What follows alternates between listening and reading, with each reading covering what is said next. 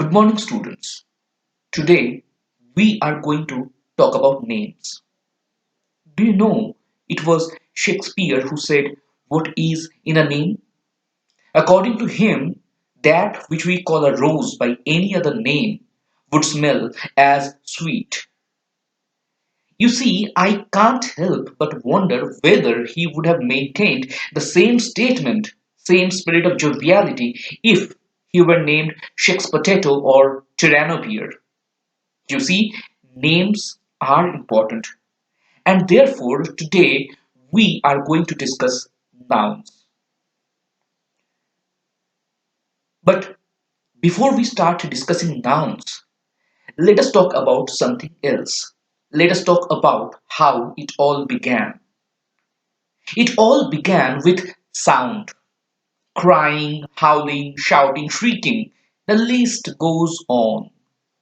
It all started with sound. Several sounds came together to signify our emotions, expressions, to call, to give each other a name, to love, to hate, to do something, or simply to gasp in blissful surprise or intense pain. So the sounds came together, and like the first men who walked on earth, they too formed a unit, word. Several such units who found some similarity among themselves started a family, and the families, to gain strength, united to form their own tribes. We will start our journey by taking a look at one of the most prominent tribes out there in the world of sound and language, parts of speech. So, what is speech? Webster defines speech as the communication or expression of thoughts in spoken words. It is an exchange of spoken words, and spoken words together form eight individual family units and thus form the speech tribe. Let us have a look at the families. There is noun, obviously, pronoun, adjective, verb, adverb, preposition, conjunction, and interjection. How they're related to each other, we will talk about those shortly. But first, nouns. See, the moment we opened our eyes, nouns are born. We are surrounded with nouns. We are nouns ourselves. Noun is a naming word. The keyboard that I am typing on, the monitor you are staring at, the grammar you are learning, the internet that we are using, the mobile that we use to check messages, the Bluetooth speaker, Kindle, router, all that have become a part and parcel of our everyday life. They are all nouns. I have a name, you have a name. The ragged doll or the worn out gaming console that lies at the back of your wardrobe, they're all nouns. This planet we live in has a name, and the fireball that gives us light has a name. And so that other ball that only reflects the light at night. I'm talking about the moon. We come with a name, and it is a name that we try to leave behind, a name to remember us by long after we are gone. We call that name our legacy. Let us talk now about the classification of nouns. See, noun is like a joint family comprising generally of several units. What are they? See, noun can be basically divided into two units, concrete and abstract. Concrete noun is basically whatever we look around, we can see, and abstract what we cannot see. So, what we cannot see cannot be divided in any other subgroups, but what we can see can be divided into two, proper and common. Common nouns can be further divided into two groups, countable and uncountable. And countable nouns can further be divided into two groups, that is singular one, and plural, multiple. When the multiple plurals come together and form a single unit, they are called collective nouns. Today we will talk about only concrete and abstract nouns. See, everything that occupies some physical dimension, that is, can be touched, seen, heard, smelled, tasted, they are all called concrete nouns. Thus, concrete nouns are sense nouns. They are detected physically by our sense organs and they always occupy some space or dimension. For example, boy, mango, silk, piano, flower, etc. But beyond these sensory world lies the extrasensory world where we name a quality, some action, or simply a state of being. This world is not concrete but of abstraction.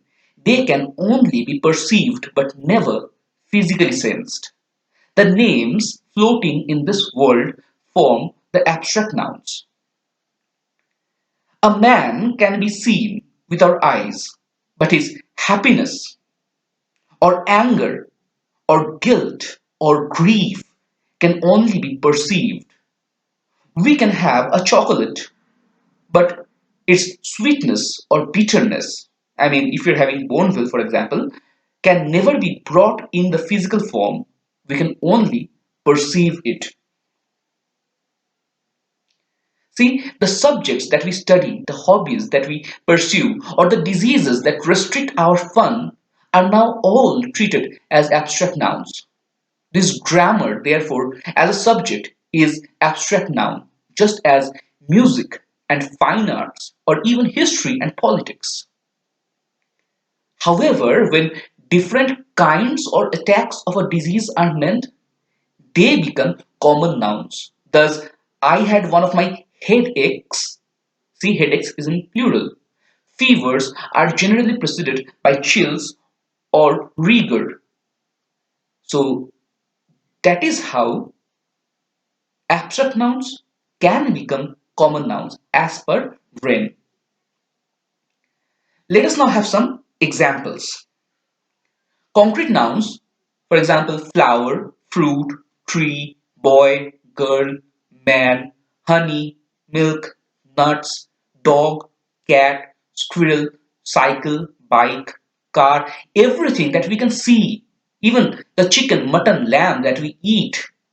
See, the list goes on. So, moving on, because the moment we open our eyes, as I said before, whatever we look around, everything that surrounds us, everything that has a concrete form will fall under this category. So, moving on to abstract nouns: anger, hatred, joy, childhood, adulthood, the disease cholera, fragility, wealth, truth, strength, weakness, malaria, kindness, silence, relief, crime, false, pride. Here too, the list goes on. Our ideology, idealism, our emotion, expression, everything comes under this category. See, concrete noun, whenever you go to a shopping mall, for example, most of the things that we can sense with our sense organs are concrete nouns. Take a good look at this picture. Whatever you see around in here, they're all examples of concrete nouns. Similarly, next time you go to a shop or a mall just to buy anything, admire how concrete nouns are being sold because you can only buy what you can touch. And you see, we buy them with concrete nouns only because the coins or the notes that we use to pay, or even the card or the smartphone, they are all examples of concrete nouns. So now let's talk about the identification card. How to identify concrete nouns from abstract nouns. See, these nouns can usually be counted. These nouns can be measured.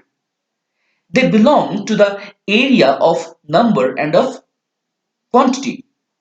They can be classified in singular and plural. For example, boy can be boys, counted. And water will remain water because it cannot be counted. However, the quantity can be measured. So these are concrete nouns.